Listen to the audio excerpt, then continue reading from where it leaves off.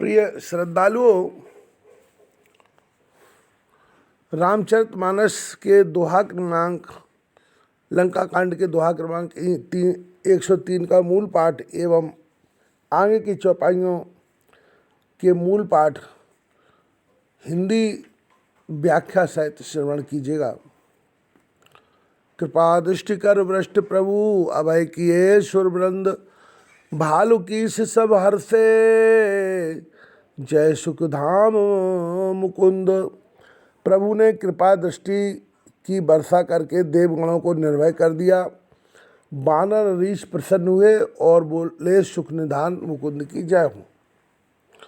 पति सिर देखत मंदोदरी, मूर्छित विकल धरन खसपरी, जुबत वृंद रोवत उठ धाई, ते उठाए रावण पह आई।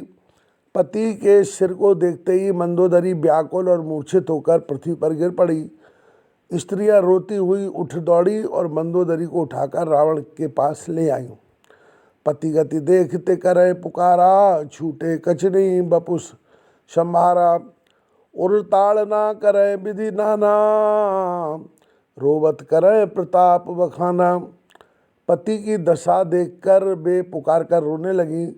सिरों के बाल खुल गए, देह की सुध न रही, छाती पीटकर अनेक प्रकार से विलाप करने लगी। वह रोती हुई रावण के प्रताप का बखान करने लगी। तब बलनाथ डोल नित धरनी, तेजहीन पावक शश तरनी। शेष कमठ सह सकै न भारा, सोतन भूम पर भरी छारा। हे नाथ, तुम्हारे बल से पृथ्वी नित्य कांपती थी, अग्नि चंद्रमा और सूर्य तेजहीन हो जाते थे। शेष और कच्छप भी जिसका बोझ नहीं सह सकते, वही शरीर आज धूल से भरा पड़ा है। वरुण कुबेर सुरेश समीरा, रण सम्मुख धर काहू न धीरा। भुजबल जितेऊ काल जम साई, आज पर्यऊ अनाथ की नाई। रण में तुम्हारे सामने वरुण कुबेर इंद्र और मरुत, इनमें से किसी ने भी धीरज धारण नहीं किया। हे स्वामी, तुमने अपनी भुजाओं के बल से काल और यम को भी जीत लिया था, वही आप आज अनाथ की तरह पड़े हैं। जगत विदित तुम्हार प्रभुताई, सुत परिजन बल बरन न जाई। राम विमुख असहाल तुम्हारा, रहा न कुल को रोबन हारा। तुम्हारी प्रभुता संसार भर में प्रकट थी। तुम्हारे पुत्र और कुटुंबियों का बल भी वर्णन नहीं किया जा सकता था, पर प्रभु से विरोध करने के कारण ऐसा हाल हुआ कि वंश में कोई रोने वाला भी न रहा। तब बस विधि प्रपंच सब ना था, समय दिसिपनित नावय माथा। अब तब सिर भुज चम्मुक खाई, राम विमुख यह अनुचित नाही। काल विवस्पति कहा न माना, अग जगन्नाथ बनुज कर जाना। हे नाथ, विधाता की सृष्टि तुम्हारे अधीन थी, दिक्पाल तुम्हें माथा नवाते थे। आज तुम्हारी ही सिरों और भुजाओं को गीदड़ खाते हैं। राम विमुख के लिए ऐसा होना अनुचित नहीं है। हे स्वामी, काल के बस होने से तुमने मेरा कहा नहीं माना और चराचर के स्वामी को मनुष्य करके जाना। जानो मनुज कर दनुज कानन, दहन पावक हरि स्वयं। जहि नमत शिव ब्रह्मादि सुरप्रिय, भजऊ नहीं करुणामयम। आजन्मते पर द्रोहिरत, पाप औघमय तब तनु अयम। तुम हऊँ दियो निज धाम राम, नमामि ब्रह्म निरामयम। साक्षात श्री हरि को मनुष्य करके जाना, जो राक्षस रूपी वन को भस्म करने के लिए अग्नि के समान है, जिन्हें शिव ब्रह्मा आदि देवता मस्तक नवाते रहते हैं। हे प्रियतम, ऐसे दयामय परमेश्वर को तुमने नहीं भजा। तुम्हारा यह पापों के समूह से युक्त शरीर जन्म से ही दूसरों से बैर करने लगा है। ऐसे तुमको जिन्होंने अपना धाम दिया, उन निर्विकार ब्रह्म श्री राम जी को मैं नमस्कार करती हूँ। आहा नाथ रघुनाथ सम, कृपा सिंधु नहीं आन। जोगी वृंद दुर्लभ गति, तोय दीन भगवान। आहा हे नाथ, श्री रामचंद्र जी के समान दया सागर अन्य कोई नहीं है। गति मुनियों को भी, जो गति मुनियों को भी दुर्लभ है, वह उत्तम गति भगवान ने तुम्हें दी है। मंदोदरी बचन सुन काना, सुर मुनि सिद्ध समय सुख माना। अज महेश नारद सनकादि, जे मुनिवर परमारथवादी। मंदोदरी के बचन कानों से सुन मुनि सबने सुख माना।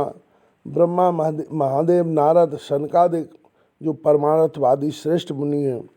भरलोचन रघुपतय निहारी, प्रेम मगन सब भये सुखारी। रुदन करत देखी सब नारी, गयो विभीषण मन दुख भारी। वे सब टकटकी लगाकर श्री रामचंद्र जी का दर्शन करते हुए प्रेम में मग्न होकर सुखी हो गए।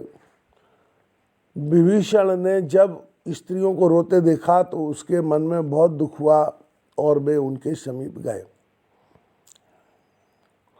बंधु दशा बिलोक दुख मुख कीना, तब प्रभु अनुजय आयुष दीना। लक्ष्मण मन तय बहुविध समझायो, बहुरी विभीषण प्रभु पै आयो। उन्होंने भाई की दशा देखकर बहुत दुख माना। तब प्रभु ने लक्ष्मण जी को आज्ञा दी। लक्ष्मण जी ने विभीषण को बहुत भांति से समझाया। फिर विभीषण प्रभु के पास आए। कृपा दृष्टि प्रभु ताय बिलोक का, करौ क्रिया परिहरि सब शोका। कीन क्रिया प्रभु आयुष्माना, विधिवत देश काल जिए जाना। प्रभु ने विभीषण को कृपा दृष्टि से देखा और कहा, सब दुख को दूर कर रावण की क्रिया करो। विभीषण ने प्रभु की आज्ञा मानकर देश काल को मन में जानकर विधि पूर्वक अंत्येष्टि क्रिया की। मंदोदरी आदि शव दे तिलांजलि ताय, भवन गई रघुपति गुण, गण बरनत मन माय। मंदोदरी आदि सब रानियां रावण को तिलांजलि देकर मन में श्री रामचंद्र जी के गुणगान करती हुई महल में चली गईं। आए विभीषण पुरि सिर नायो, कृपा सिंधु तब अनुज बुलायो। तुम कपीस अंगद नल नीला, जामवंत मारुति नय शीला। सब मिल जाओ विभीषण साथा, सारे उतलक कयो रघुनाथा। पिता वचन में नगर न आवो, आप सरिस कपि अनुज पठावो।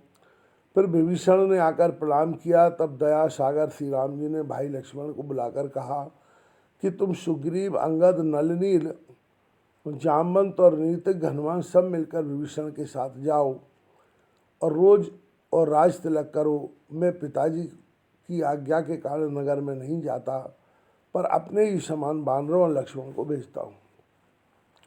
तुरंत चले कपि सुन प्रभु बचना, कीनी जाए तिलक की रचना।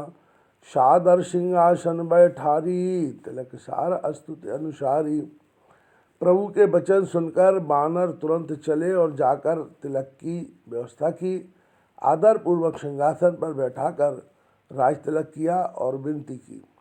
जोरपान सब ही सिर नाये, सहित विभीषण प्रभु पै आए।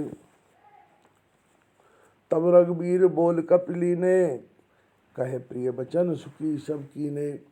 सबने हाथ जोड़कर सिर नवाए। फिर विभीषण समेत सब प्रभु के पास आए। तब रघुनाथ जी ने बानरों को बुला लिया और मधुर वचन कहकर सबको सुखी किया। ये सुखी कह बानी सुदासम, बल तुम्हारे रिपु है भायो। पायो विभीषण राज तिहुपुर, जस तुम्हारो नित नयो। मोहि सहित शुभ कीरत तुम्हारी, परम प्रीत जो गाई है। संसार सिंधु अपार पार, प्रयास बिन नर पाई है। प्रभु के अमृत के समान यह मधुर वचन कहकर सुखी किया कि तुम्हारे ही बल से शत्रु मारा गया और विभीषण ने राज्य पाया। तुम्हारा यश तीनों लोकों में बना रहेगा। जो मेरे साथ तुम्हारी सुंदर कीर्ति परम प्रीति से गावेंगे, वे मनुष्य बिना परिश्रम ही अपार संसार सागर से पार हो जाएंगे। प्रभु के वचन श्रवण सुन, नहीं अघाएं कपि पुंज। बार बार सिर नाभें, गाएं सकल पद कंज। प्रभु के मधुर वचन सुनकर वानरगण लुप्त नहीं होते, सब श्री राम जी के चरण कमल पकड़कर बारंबार सिर नवाते। पुन प्रभु बोल लिए हनुमाना, लंका जाओ कहो भगवाना, समाचार जन जान के सुनाबो, तासु कुशल ले तुम चल आवो। प्रभु ने हनुमान जी को बुलाया और कहा कि तुम लंका में जाओ और सीता जी को सब समाचार सुनाओ और उनकी कुशल लेकर तुम लौट आओ। तब